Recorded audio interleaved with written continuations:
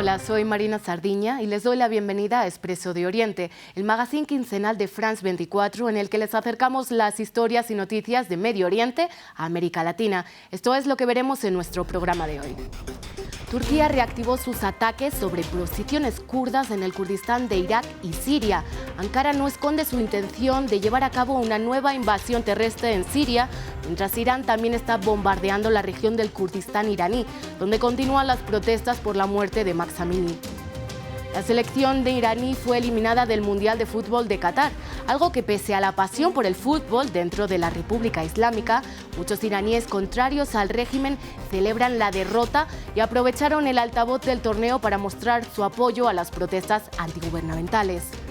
El Cairo, la capital de Egipto, sería la ciudad más peligrosa para las mujeres que sufren violencias sistemáticas y a menudo silenciadas por un sistema patriarcal y conservador. Poco a poco, las egipcias, apoyadas por las organizaciones feministas, están alzando sus voces.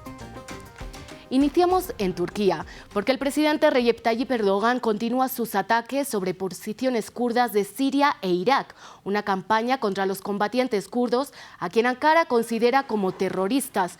Turquía culpa a los kurdos por el reciente ataque mortal con bomba en Estambul, algo que los kurdos por su parte están negando. Ahora también Ankara amenaza con una nueva y posible incursión en el norte de Siria. Para analizar esto está con nosotros Carlos Turutusa. Él es periodista especializado en el Kurdistán. Carlos, vemos una nueva oleada de ataques turcos en las regiones kurdas de Siria e Irak. ¿A qué se deben estos nuevos bombardeos o si realmente habían cesado anteriormente? Sí, bueno, esto no es nuevo, ¿no? Erdogan sigue esta campaña de expulsar a los kurdos del norte de Siria. Lo vimos en Afrin, en un territorio de mayoría kurda a cuya población expulsó en 2018 y la sustituyó por refugiados árabes de otras partes del país y dejó la región en manos de milicias yihadistas a las que dio un uniforme. En 2019 lo volvimos a ver y este año lo intentó hacer. Lo que pasa es que en un principio Rusia e Irán le dijeron que no.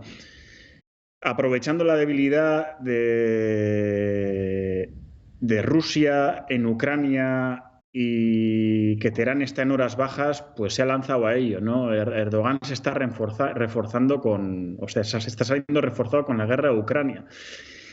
Y sabe que su país es imprescindible para la OTAN y, bueno, entre otras cosas, tiene el veto impuesto a Finlandia y a Suecia, que todavía están en negociaciones. Entonces aprovecha esta coyuntura, aprovecha justo este momento para lanzar un ataque más sobre los kurdos de Siria y expulsarlos de la frontera.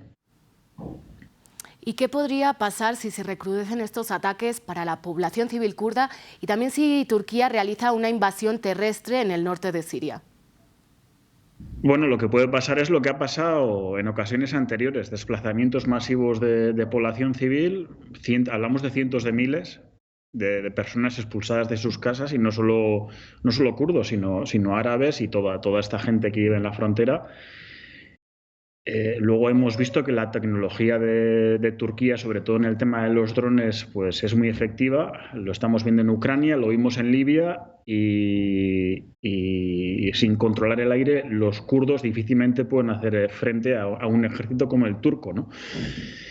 La pregunta es si, como dice, se llegará a esos extremos de invasión terrestre, es decir, fuerzas que probablemente sean las mismas que antes, las tropas estas yihadistas a las que da un uniforme y les llama el Ejército Nacional Sirio. Carlos, también estamos viendo cómo Teherán está atacando a los kurdos iraníes. Precisamente allí es donde siguen más activas las protestas que se vienen sucediendo desde la muerte de la joven kurdo-iraní Mahsa Amini.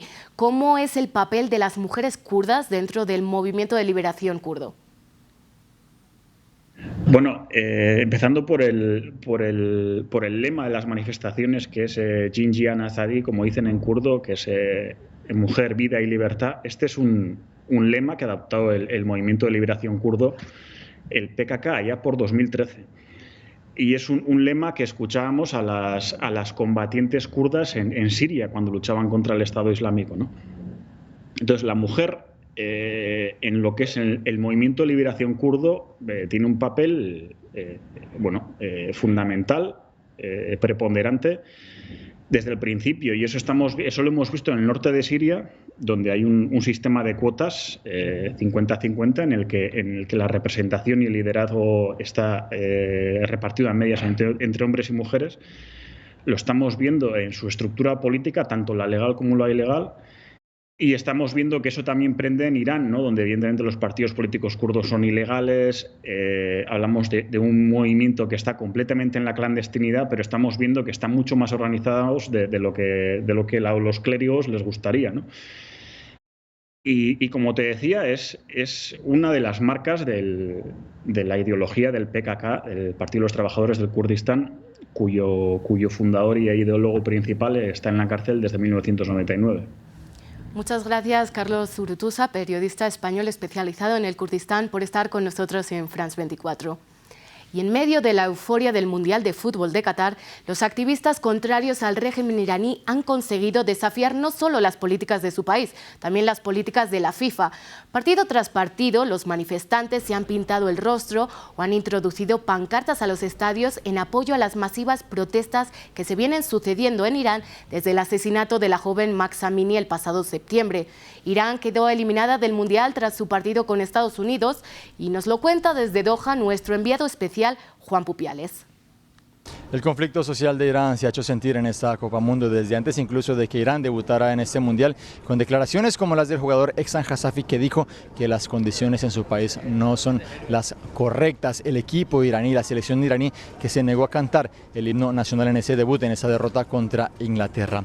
Ha sido una tensión que se ha sentido en el campo, pero también fuera de él, desde que llegamos aquí. En cada partido de Irán, en cada uno de esos 3 partidos que Irán disputó en la fase de grupos, hemos visto aficionados que querían expresar su rechazo al gobierno, incluso llevando la bandera previa a la revolución islámica. Llegó a haber algún intento de mostrar el nombre de Mahsa Amini en un estadio, algo que fue frustrado porque en los mundiales de fútbol se impide que se muestre cualquier tipo de eslogan que se interprete como político. Particularmente estas tensiones tuvieron un episodio más álgido en el último partido de Irán contra Estados Unidos en esta fase de grupos, cuando un grupo de aficionados iraníes que llevaban camisetas en apoyo a las mujeres de este país comenzó a ser agredido por otro grupo de aficionados que podríamos decir que estaban a favor del gobierno iraní. La seguridad del estadio, que reaccionó poniendo en una zona de seguridad a esos aficionados que estaban siendo agredidos, mientras intentaba frustrar los intentos de este equipo de France 24 por grabar esas imágenes. Fue una vez más una demostración en esta Copa Mundo de que el fútbol casi siempre va de la mano de la realidad social de los países. Y cambiamos de tema. 2022 ha sido el año más violento para los palestinos, con más de 150 víctimas mortales por ataques de soldados israelíes. Unas muertes que se suceden prácticamente a diario dentro de los territorios ocupados palestinos. Naciones Unidas instó a todas las partes a poner el cese a esta violencia sistemática, mientras las fuerzas israelíes continúan su campaña militar de incursiones y arrestos masivos. Nos lo cuenta desde Jerusalén nuestra corresponsal Yanira Gómez Muñoz. 2022 es ya el año más mortífero para los palestinos en Cisjordania ocupada, al menos desde 2006, pues las fuerzas israelíes han matado a más de 150 entre milicianos, civiles y menores palestinos. Estas muertes se cuentan casi a diario y muchas ocurren en enfrentamientos desiguales con el ejército. No obstante, algunas también son consecuencia de las violentas redadas y de los más de 3.000 arrestos que Israel ha intensificado, sobre todo en Jenin y Nablus, a raíz de los ataques en primavera que causaron la muerte de 19 israelíes. No hay que olvidar que en agosto 48 palestinos murieron en Gaza por los bombardeos iniciados por Israel y los cohetes de la Yihad Islámica Palestina. Y esta violencia se teme que empeore con el próximo gobierno israelí, liderado por tercera vez por Benjamin Netanyahu, y en el que políticos radicales, ultrarreligiosos y ultranacionalistas tendrán mayor poder de decisión. Por ejemplo, Itamar Ben-Gvir, antiárabe, colono en un asentamiento y partidario de la anexión total de Cisjordania, será futuro ministro de Seguridad y podría controlar la policía de fronteras en los territorios palestinos ocupados.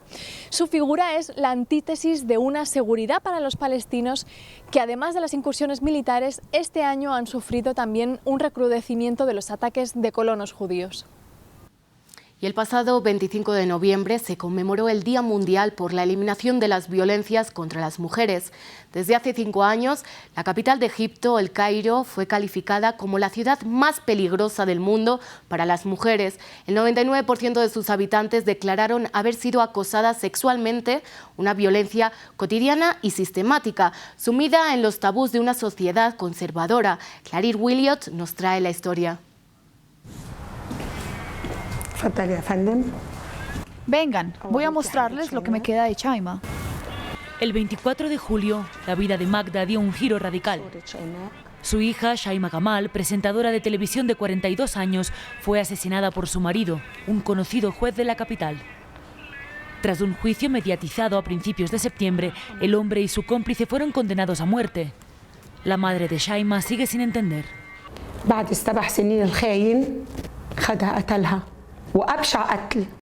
7 años de matrimonio y este traidor la mata de la peor manera. No estamos hablando de un hombre ignorante y sin educación. No, es un hombre muy poderoso. Nunca sospechábamos de él.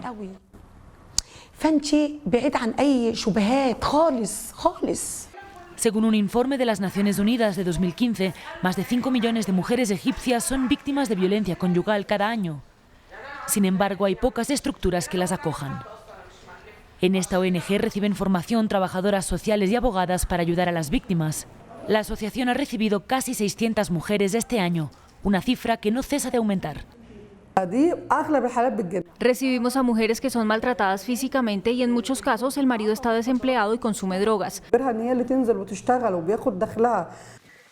Ante una sociedad que sigue siendo profundamente conservadora, las mujeres egipcias siguen luchando para que sus derechos sean respetados. Gracias a las redes sociales, sus voces se hacen oír. En el verano de 2020, la ola del Me Too se extendió por Egipto.